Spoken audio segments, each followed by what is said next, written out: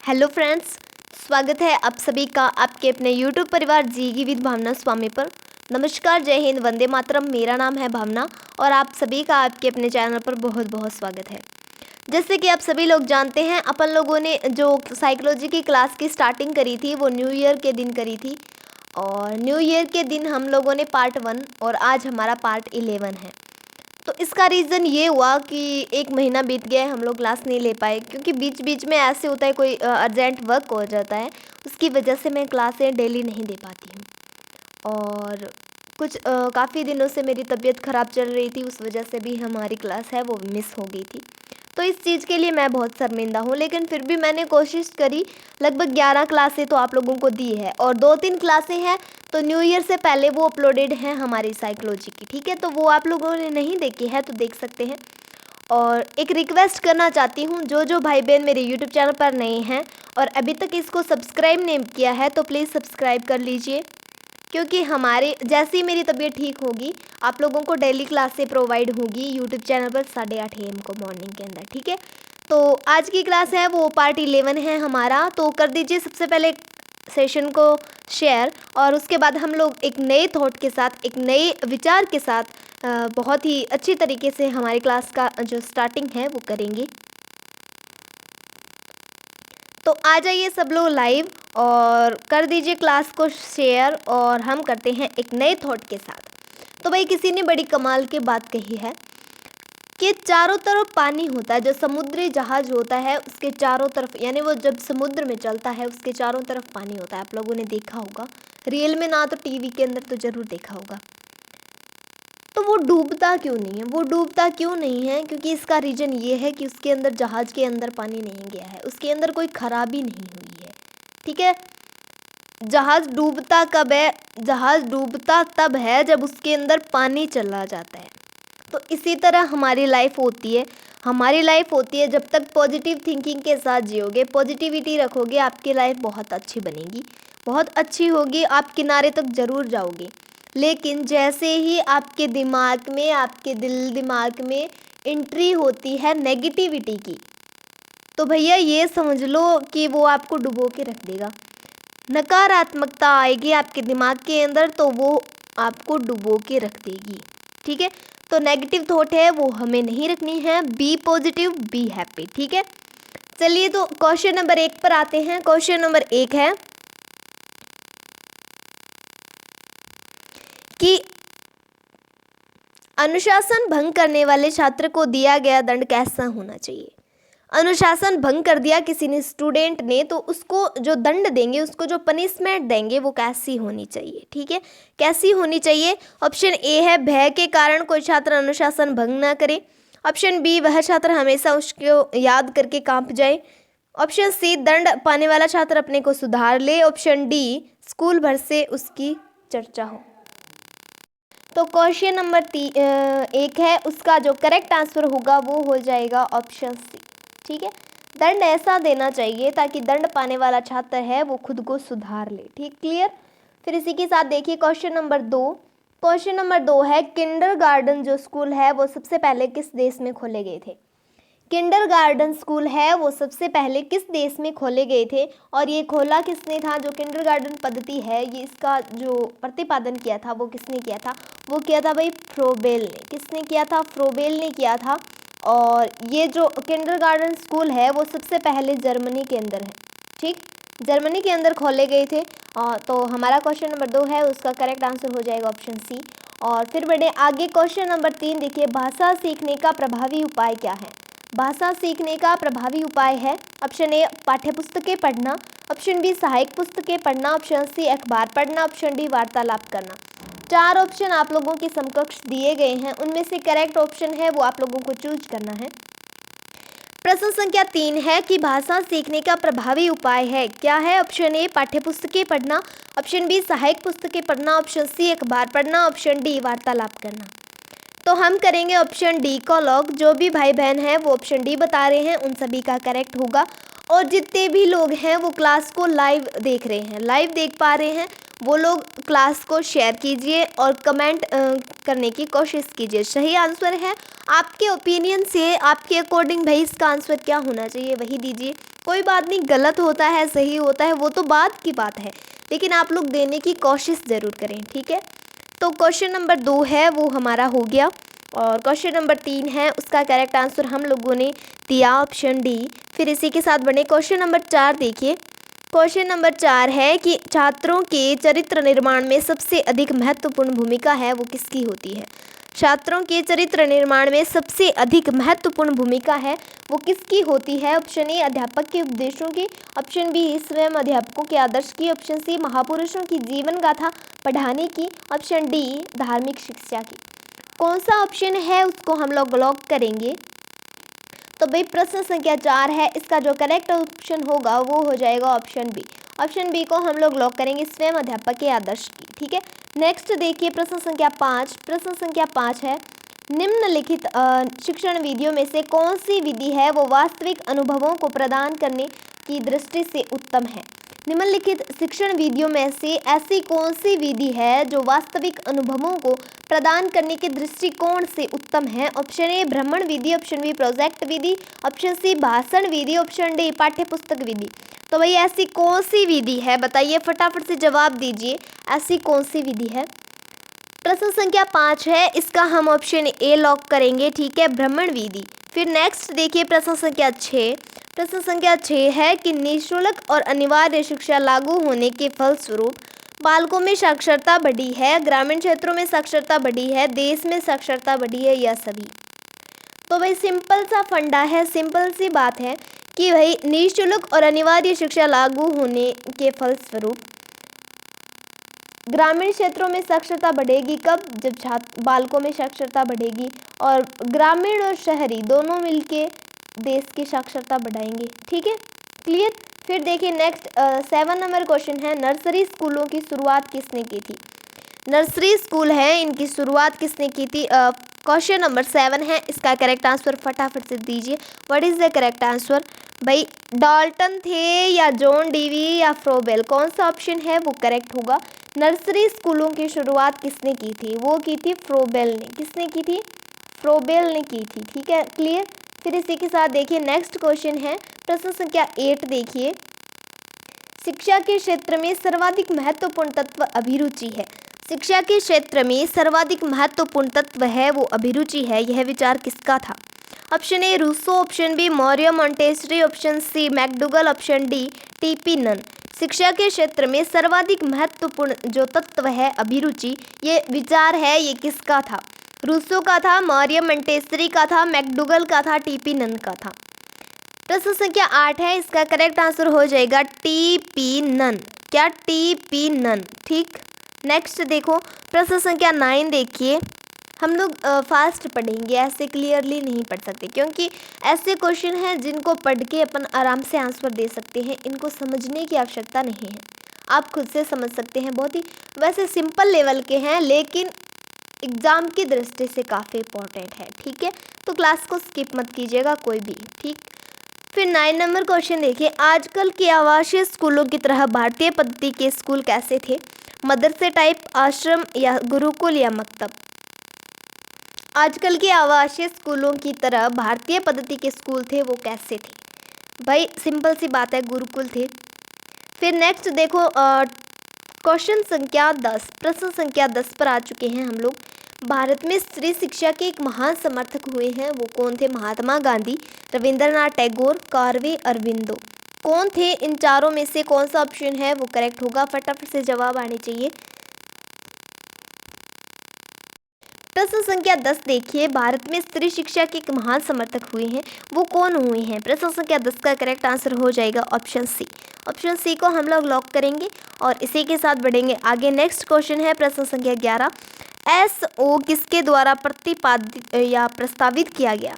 SO है वो किसके द्वारा प्रस्तावित किया गया। Option A Watson, option B Woodworth, option C Kohler, option D गेस्टाल्टवादी मनोवैज्ञानिकों के द्वारा। Option A Watson, option B Woodworth, option C Kohler, option D गेस्टाल्टवादी मनोवैज्ञानिकों के द्वारा।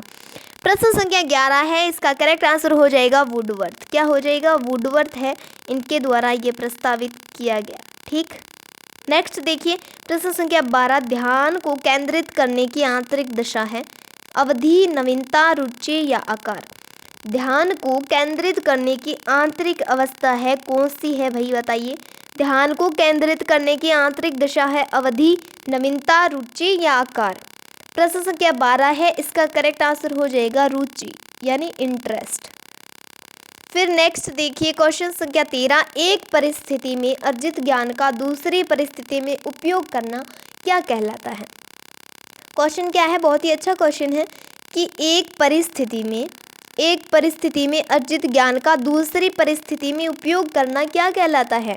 ऑप्शन ए सीखने की विधियाँ, ऑप्शन बी सीखने में स्थानांतरण, सीखने में पठार या सीखने में रुचि। 4 ऑप्शन आपके सामने हैं, उनमें से आप लोगों को सही उत्तर है वो चूज करना है। प्रश्न संख्या 13 है, इसका करेक्ट आंसर क्या हो जाएगा। तो इसका करेक्ट आंसर हो जाएगा सीखने में स्थानांतरण। ऑप्शन बी है उसको हम लोग लॉक करेंगे, 100% करेक्ट आंसर है। फिर नेक्स्ट देखिएगा प्रश्न संख्या 14 कि अनुभव द्वारा व्यवहार में परिवर्तन होना या करना क्या कहलाता है। अनुभव के द्वारा व्यवहार में चेंज लाना या चेंज होना क्या कहलाता है। स्मृति, प्रेरणा, सीखना, चिंतन। हाँ जी जवाब दीजिए सब लोग, क्या हो जाएगा इसका सही आंसर। अनुभव द्वारा व्यवहार में परिवर्तन क्या कहलाता है। 14 नंबर क्वेश्चन है, इसका करेक्ट आंसर हो जाएगा सीखना। क्या कहलाता है, सीखना। फिर नेक्स्ट देखिएगा, नेक्स्ट क्वेश्चन है 15 नंबर क्वेश्चन है, सांख्यिकी में वह रेखा चित्र जिसमें आवृत्तियों को स्तंभों द्वारा प्रदर्शित किया जाता है क्या कहलाता है। सांख्यिकी में वह रेखा चित्र जिसमें आवृत्तियों को स्तंभों द्वारा प्रदर्शित किया जाता है क्या कहलाता है। ऑप्शन ए स्तंभाकृति, ऑप्शन बी आवृत्ति बहुभुज, ऑप्शन सी संचयी आवृत्ति, ऑप्शन डी रेखा चित्र। कौन सा ऑप्शन है वो सही होगा, जल्दी जल्दी जवाब दीजिए। 15 नंबर क्वेश्चन है, इसका जो सही आंसर है वो आप लोगों को देना है। सांख्यिकी में वह रेखा चित्र जिसमें आवृत्तियों को स्तंभों द्वारा प्रदर्शित किया जाता है क्या कहलाता है। 15 नंबर क्वेश्चन है, इसका करेक्ट आंसर हो जाएगा स्तंभाकृति। ठीक है, ऑप्शन ए को हम लोग लॉक करेंगे। और इसी के साथ बढ़े आगे, आप लोग अपने फ़ोन की थोड़ी वॉल्यूम तेज कर लेना क्योंकि आज मेरे गले की वॉल्यूम है वो थोड़ी कम है। ठीक है, तो प्रश्न संख्या 16 देखिए, क्वेश्चन नंबर 16 है, फिर भी कोशिश कर रही हूँ कि आप लोगों को प्रॉपरली सुनाई दे। क्वेश्चन नंबर 16 देखिए, प्रश्न संख्या 16, विकास की किस अवस्था में बुद्धि का अधिकतम विकास होता है। विकास की कौन सी अवस्था है इसमें बुद्धि का अधिकतम विकास होता है। ऑप्शन ए बाल्यावस्था, ऑप्शन बी शैशवावस्था, ऑप्शन बी किशोरावस्था, ऑप्शन डी प्रौढ़ावस्था।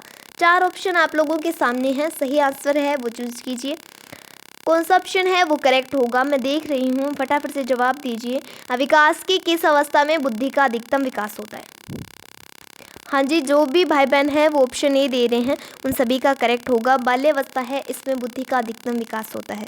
नेक्स्ट देखिए प्रश्न संख्या 17, शिशु का अधिकांश व्यवहार किस पर आधारित होता है। मूल प्रवृत्ति पर, नैतिकता पर, वास्तविकता पर। 17 नंबर क्वेश्चन है, इसका करेक्ट आंसर दीजिए।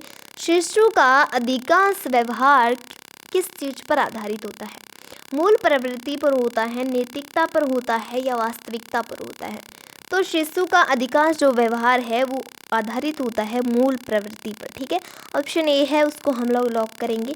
और इसी के साथ नेक्स्ट देखिए प्रश्न संख्या 18 देखिए, अंतर्दृष्टि यानी सूझ सीखने के सिद्धांत में कोहलर ने प्रयोग किया था कुत्ते पर, मनमानुषों पर, बिल्ली पर या चूहों पर। बहुत ही इंपॉर्टेंट क्वेश्चन है, ध्यान में रखना, नेक्स्ट क्लास के अंदर पक्का ये क्वेश्चन दूंगी मैं। जो गलत आंसर देंगे तो भाई ऐसे चलता नहीं है, सही आंसर देने की कोशिश कीजिए। अंतर्दृष्टि सूझ सीखने के सिद्धांत में कोहलर ने प्रयोग किया था कुत्ते पर, वनमानुषों पर, बिल्ली पर या चूहों पर। तो भाई कोहलर ने प्रयोग किया था वनमानुषों पर। ठीक है, तो हमारा कौन सा ऑप्शन है वो करेक्ट होगा, ऑप्शन बी हमारा करेक्ट हो जाएगा। फिर नेक्स्ट देखिए प्रश्न संख्या 19 देखिए, यह आवश्यक नहीं कि उच्च बुद्धि लब्धि वाले बच्चे डैश डैश डैश में भी उच्च होंगे। ये आवश्यक नहीं है कि उच्च बुद्धि लब्धि वाले बच्चे हैं वो रिक्त स्थान में भी उच्च होंगे। वो इस रिक्त स्थान में हम लोग क्या फिल करें, सृजनशीलता, अध्ययन, विश्लेषण या अच्छे अंक प्राप्त करने। 19 नंबर क्वेश्चन है, इसमें हम लोग फिल करेंगे सृजनशीलता। क्या फिल करेंगे, ऑप्शन ए है वो हमारा करेक्ट आंसर हो जाएगा और कर लीजिए इसको दिमाग के अंदर लॉक। और देखिए नेक्स्ट क्वेश्चन है 20 नंबर क्वेश्चन है, अधिगम में रिक्त स्थान में प्रभाव का नियम दिया गया है। पावलोव के अधिगम में या स्किनर के या वॉटसन के या थॉर्नडाइक के अधिगम में प्रभाव का नियम दिया गया है, किसने दिया था? प्रश्न संख्या 20 है, इसका करेक्ट आंसर क्या हो जाएगा? इसका करेक्ट आंसर हो जाएगा थॉर्नडाइक। ठीक है, ऑप्शन डी है। तो अधिगम में थॉर्नडाइक ने, ठीक है ऐसे होना था, थॉर्नडाइक ने अधिगम में प्रभाव का नियम दिया था। थॉर्नडाइक ने अधिगम में प्रभाव का नियम दिया था। नेक्स्ट देखेंगे, नेक्स्ट है 21 नंबर क्वेश्चन है कि निम्न में से किस विधि का प्रयोग स्मृति के मापन के लिए किया जाता है? निम्न में से किस विधि का उपयोग स्मृति के मापन के लिए किया जाता है? ऑप्शन ए प्रत्याहान विधि, ऑप्शन बी तार्किक विधि, ऑप्शन सी पहचान विधि, ऑप्शन डी पुनः सीखना विधि। 4 ऑप्शन आपके सामने हैं और कोई एक है वो सही आंसर है, कौन सा होगा ये आप लोग बताएंगे। निम्न में से किस विधि का उपयोग स्मृति के मापन के लिए किया जाता है? ऑप्शन ए प्रत्याहान विधि, ऑप्शन बी तार्किक विधि, ऑप्शन सी पहचान विधि, ऑप्शन डी पुनः सीखना विधि। 21 नंबर क्वेश्चन है और इसका करेक्ट आंसर हो जाएगा ऑप्शन बी, तार्किक विधि है वो करेक्ट आंसर है। ठीक है, नेक्स्ट देखिए प्रश्न संख्या 22।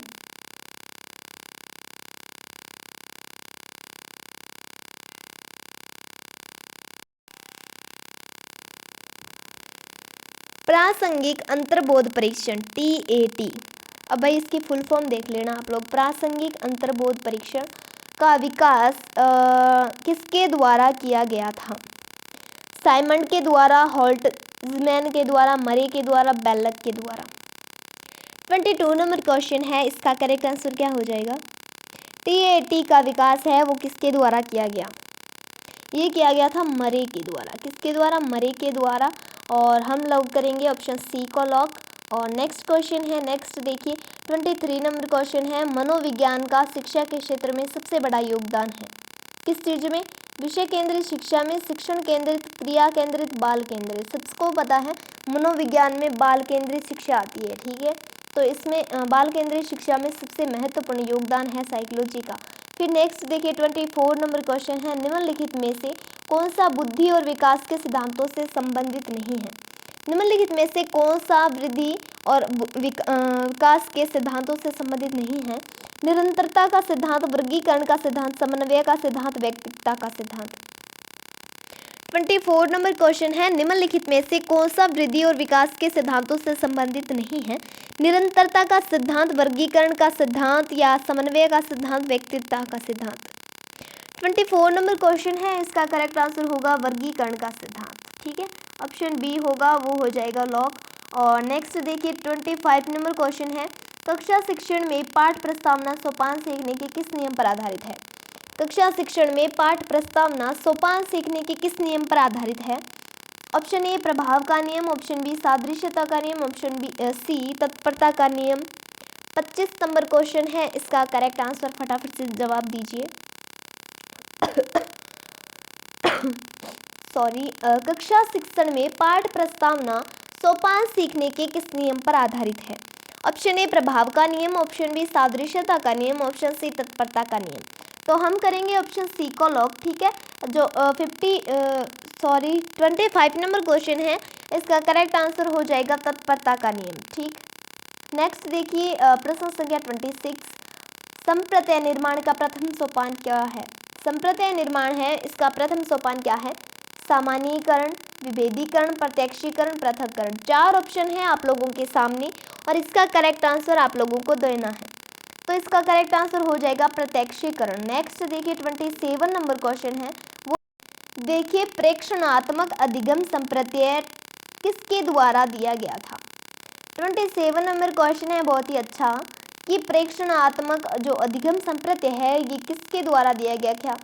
तो टॉलमैन के द्वारा या बेंडूरा के द्वारा या थॉर्नडाइक के द्वारा या भाई कोहलर के द्वारा, किसने दिया था ये प्रेक्षणात्मक अधिगम संप्रत्यय? तो भाई ये जो दिया था ना उनका नाम है बेंडूरा। क्या नाम है उनका? बेंडूरा। फिर नेक्स्ट देखिए, अगर आप लोग हमारे टेलीग्राम चैनल या ग्रुप से जुड़ना चाहते हैं तो उसकी लिंक है वो आप लोगों को डिस्क्रिप्शन में मिल जाएगी। ठीक है, आप लोग आराम से हमारे टेलीग्राम ग्रुप को ज्वाइन कर सकते हैं और टेलीग्राम चैनल को भी ज्वाइन कर सकते हैं। ठीक है, बहुत ही अच्छी क्विज होती है डेली हमारे चैनल पर, और आप लोग चाहो इच्छुक हों तो ज्वाइन कर लेना। तो 28 नंबर क्वेश्चन है वो देखिएगा, उदाहरण, निरीक्षण, विश्लेषण, वर्गीकरण, नियमीकरण निम्नलिखित में से किस विधि के सोपान है। फर्स्टली आप लोग सबसे पहले आराम से क्वेश्चन देखिए क्या है। उदाहरण यानी एग्जाम्पल, निरीक्षण, विश्लेषण, वर्गीकरण और नियमीकरण किस विधि के सोपान है। अब विधियों के नाम देख लीजिए। ऑप्शन ए निगमन विधि, ऑप्शन बी आगमन, ऑप्शन सी अंतर्दर्शन, ऑप्शन बी बहिर्दर्शन। कौन सा ऑप्शन है चारों में से वो करेक्ट होगा, तो जवाब दीजिए कौन सा ऑप्शन करेक्ट होगा। 28 नंबर क्वेश्चन है, इसका करेक्ट आंसर हो जाएगा ऑप्शन बी। कौन सी विधि होगी इसका करेक्ट आंसर, आगमन विधि। कौन सी विधि, आगमन विधि। फिर नेक्स्ट देखिए, अवधान के आंतरिक और व्यक्तिनिष्ठ निर्धारक कौन कौन से हैं। अवधान के आंतरिक और व्यक्तिनिष्ठ निर्धारक हैं वो कौन कौन से हैं। ऑप्शन ए में दिया गया है रुचि, लक्ष्य, अभिवृत्ति। ऑप्शन बी में दिया गया है उद्दीपक, वस्तु, प्रविधि। ऑप्शन सी में दिया गया है प्रकाश, ध्वनि, गंध। ऑप्शन डी में दिया गया है पुरस्कार, दंड, प्रोत्साहन। और 29 नंबर क्वेश्चन है, इसका करेक्ट आंसर आप लोग बताएंगे। मैं वेट कर रही हूँ आप लोगों का, फटाफट से जवाब दीजिए। देखिए कौन कौन आंसर देते हैं। हाँ जी, जो भाई बहन हैं वो ऑप्शन ए आंसर दे रहे हैं, उन सभी का 100% है वो उत्तर है वो सही होगा।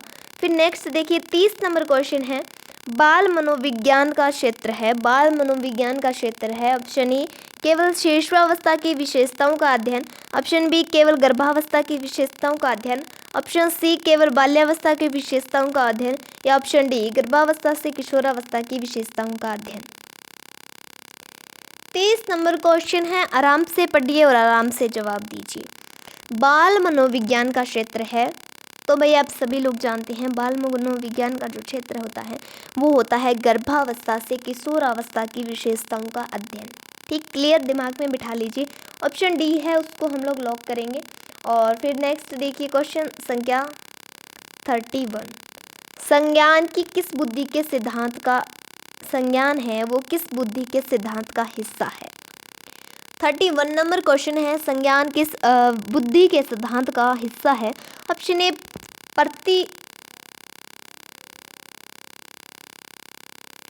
ऑप्शन ए है प्रतिदर्श सिद्धांत, ऑप्शन बी समूह कारक सिद्धांत, ऑप्शन सी गिलफोर्ड का सिद्धांत, ऑप्शन डी फ्लूइड तथा क्रिस्टलाइज्ड का सिद्धांत। कौन सा ऑप्शन है वो करेक्ट होगा। 31 नंबर क्वेश्चन है, इसमें हम लोग लॉक करेंगे गिलफोर्ड का सिद्धांत। कौन सा सिद्धांत, गिलफोर्ड है इसका सिद्धांत है, ये हम लोग लॉक करेंगे। और नेक्स्ट देखिए 32 नंबर क्वेश्चन देखिए, 8 वर्ष के सुधीर की मानसिक आयु 10 वर्ष है तो उसकी बुद्धि लब्धि कितनी होनी चाहिए आपके अकॉर्डिंग। 80, 100, 110, 125। सब लोग इसका सही आंसर देंगे, मेरे को पता है 125 होगा, वो आज का हमारा 22 नंबर क्वेश्चन है, इसका करेक्ट आंसर है। फिर नेक्स्ट देखिए, संवेग का कौन सा सिद्धांत इस विचार को मानता है कि संवेगात्मक अनुभव संवेगात्मक व्यवहार पर आधारित है। संवेग का ऐसा कौन सा सिद्धांत है वो जो इस विचार को मानता है कि संवेगात्मक अनुभव संवेगात्मक व्यवहार पर आधारित है। ऑप्शन ए जेम्स-लैंग सिद्धांत, ऑप्शन बी हाइपोटोलसिक सिद्धांत, ऑप्शन सी सक्रियता का सिद्धांत, ऑप्शन डी अभिप्रेरण का सिद्धांत।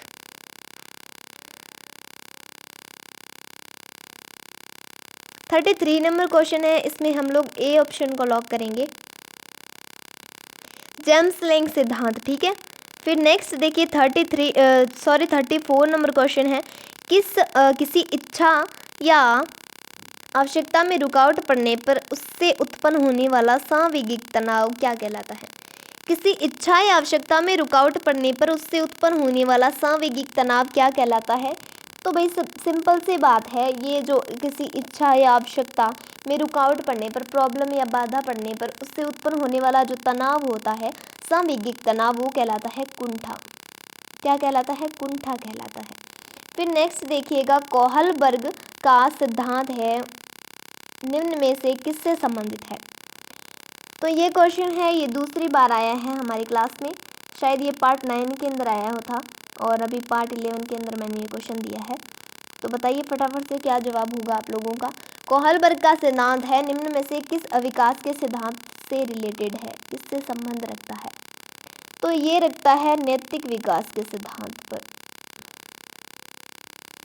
ठीक है, फिर नेक्स्ट देखिए प्रश्न संख्या 36 पर हम लोग आ चुके हैं। कोई बात नहीं, आप लोगों के समकक्ष आंसर दिख रहा है, कोई बात नहीं है, हमें समझने की ज़रूरत है। हमें ऐसे नहीं कि भैया आंसर ढक लिया और आप लोगों से ऐसे पूछना ही है, कोई बात नहीं, आंसर दिख रहा है, कोई बात नहीं। थॉर्नडाइक का सिद्धांत है वो निम्न में से कौन सी श्रेणी में आता है? थॉर्नडाइक का सिद्धांत निम्न में से कौन सी श्रेणी में आता है? व्यवहारात्मक सिद्धांत में, क्योंकि हमें क्वेश्चन है वो याद करने हैं, हमें क्वेश्चन है वो समझने हैं। संज्ञानात्मक सिद्धांत होगा, मनोविश्लेषणात्मक सिद्धांत होगा, या इनमें से कोई नहीं? तो भाई जो थॉर्नडाइक का सिद्धांत है वो व्यवहारात्मक सिद्धांत की श्रेणी में आता है। ठीक है, व्यवहारात्मक सिद्धांत की श्रेणी में आता है। फिर नेक्स्ट देखिए 37 नंबर क्वेश्चन है। 37 नंबर क्वेश्चन है सीखने के वक्र है वो किसके सूचक हैं? सीखने के वक्र हैं वो किसके सूचक हैं? ऑप्शन ए सीखने की प्रगति के सूचक हैं, सीखने की मौलिकता के सूचक हैं, सीखने के गत्यात्मक स्वरूप के सूचक हैं, सीखने की रचनात्मकता के सूचक हैं। जो सीखने के वक्र है ना, ये सीखने की प्रगति के सूचक हैं। किससे? सीखने की प्रगति के सूचक हैं। ऑप्शन ए है, उसको लॉक करेंगे। नेक्स्ट देखिए 38 नंबर क्वेश्चन है व्यक्तित्व का सामाजिक अधिगम सिद्धांत किसने दिया था? बहुत ही एग्जाम की दृष्टि से इम्पॉर्टेंट क्वेश्चन है, या ऐसे कहूँ वीआईपी क्वेश्चन है।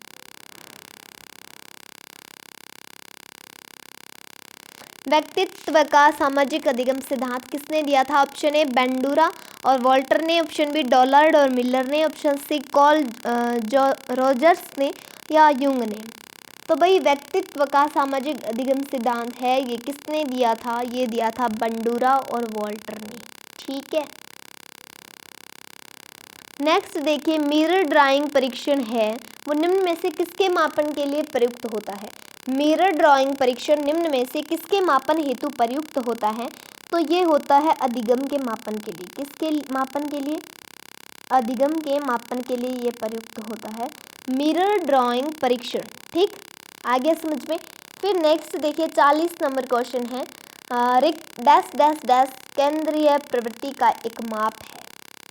ऑप्शन ए प्रसार क्षेत्र, ऑप्शन बी माध्यिका, ऑप्शन सी औसत विचलन, ऑप्शन डी मानक विचलन। केंद्रीय प्रवृत्ति का एक माप होता है माध्यिका। ठीक है, ऑप्शन बी लॉक होगा। फिर देखिए नेक्स्ट है निम्न में से कौन से भिन्न है? 16 PF, TAT, cloud picture test, draw a man test. तो भाई आप लोगों को दिख रहा है कौन सा अलग है इनमें से? TAT, 16 PF और cloud picture test, draw a man test. तो 16 PF है वो सब इन चारों में से अलग है। विकासात्मक कार्य के प्रत्यय के प्रतिपादक कौन है? विकासात्मक कार्य के प्रत्यय के प्रतिपादक कौन है? हॉलिंगवर्थ, हैविघर्स्ट, जीन पियाजे, हॉल। स्टैनले हॉल होगा, जीन पियाजे होगा, हैविघर्स्ट होगा, हॉलिंगवर्थ होगा। तो हमारा जो ऑप्शन होगा वो हो जाएगा ऑप्शन बी लॉक। और इसी के साथ बढ़ते हैं नेक्स्ट क्वेश्चन पर। 43 नंबर क्वेश्चन देखिए। 43 नंबर क्वेश्चन है सृजनशीलता की पहचान हेतु किसने सृजनात्मक चिंतन परीक्षण का निर्माण किया था? कुछ लोग हैं वो, जैसे मैं क्वेश्चन ऊपर की ओर कर रही हूँ तो वो लोग आंसर पर नज़र रख रहे हैं, क्वेश्चन पर नहीं। तो ऐसा मत कीजिए, आंसर तो आप लोगों को मिल ही जाने हैं, लेकिन क्वेश्चन को आराम से पढ़िए। सृजनशीलता की पहचान हेतु किसने सृजनात्मक चिंतन परीक्षण का निर्माण किया? मैरीफील्ड ने, टॉरेंस ने, कॉलब्रुन्स ने और कैंट ने। कौन सा ऑप्शन है वो सही है? सृजनशीलता की पहचान के लिए किसने है वो सृजनात्मक चिंतन परीक्षण किया या इसका निर्माण किया था? तो भाई वो कौन थे? उनका नाम था टॉरेंस। फिर नेक्स्ट देखिए अधिगम के प्राथमिक नियमों में से एक है प्रभाव का नियम। ठीक है, कौन सा नियम? प्रभाव का नियम। तो हमारा ऑप्शन बी है वो लॉक हो जाएगा। फिर नेक्स्ट क्वेश्चन पर आते हैं। नेक्स्ट क्वेश्चन देखिए निम्न में से किसमें अन्वेषण के ऊर्ध्व उपागम का उपयोग किया जाता है? निम्न में से किसमें अन्वेषण के ऊर्ध्व उपागम का उपयोग किया जाता है? Option B case study, option B प्रयोगीकरण, ऑप्शन सी सर्वेक्षण, ऑप्शन डी अंतर्दर्शन। तो इसका जो करेक्ट आंसर होगा वो हो जाएगा केस स्टडी, केस अध्ययन। निम्न में से किसमें अन्वेषण के ऊर्ध्व उपागम का उपयोग किया जाता है, तो ये इसका करेक्ट आंसर हो जाएगा केस अध्ययन। नेक्स्ट देखिए 46 नंबर क्वेश्चन है, जब व्यक्ति एक परिस्थिति का अधिगम दूसरी परिस्थिति में उसके सीखने या निष्पादन को प्रभावित करता है तो उसे क्या कहते हैं। जब व्यक्ति है वो एक परिस्थिति का अधिगम दूसरी परिस्थिति में उसके सीखने या निष्पादन को प्रभावित करने के लिए करता है तो उसे क्या कहते हैं, या फिर उसको प्रभावित करता है तो उसे क्या कहते हैं, उसे कहते हैं अधिगम अंतःकरण। क्या कहते हैं, अधिगम अंतःकरण। तो हमारा जो ऑप्शन होगा वो हो जाएगा ऑप्शन सी लोग, 100% करेक्ट आंसर है। फिर नेक्स्ट देखिए 47 नंबर क्वेश्चन है, जी वॉलस के अनुसार सृजनात्मक चिंतन का प्रथम चरण क्या होता है। जी वॉलस के अनुसार सृजनात्मक चिंतन का प्रथम चरण है वो क्या होता है। ऑप्शन ए उद्भव, ऑप्शन बी उद्भाषण, ऑप्शन सी मूल्यांकन, ऑप्शन डी उपक्रम। तो जी वॉलस के अकॉर्डिंग सृजनात्मक चिंतन का प्रथम चरण होता है उपक्रम। क्या होता है, उपक्रम है वो सबसा जो पहला चरण है, प्रथम चरण वो होता है। ठीक है, किसका, सृजनात्मक चिंतन का। 48 नंबर क्वेश्चन है, डैश डैश डैश ने प्रयत्न और भूल के सिद्धांत का प्रतिपादन किया। ये क्वेश्चन है वो 2 से 3 बार पिछली 13 जो क्लासें हैं चैनल पर अपलोडेड उनमें से ये 2 या 3 बार आया हुआ है। अगर आप लोगों को मेरी बात पर विश्वास नहीं हो रहा है वो क्लासें देख लीजिए, आप लोगों को ये क्वेश्चन है वो 2 या 3 बार पक्का मिलेगा। तो भाई ये जो प्रयत्न और भूल का सिद्धांत है इसका जो प्रतिपादन है वो किसने किया, थॉर्नडाइक ने। किसने किया, थॉर्नडाइक ने।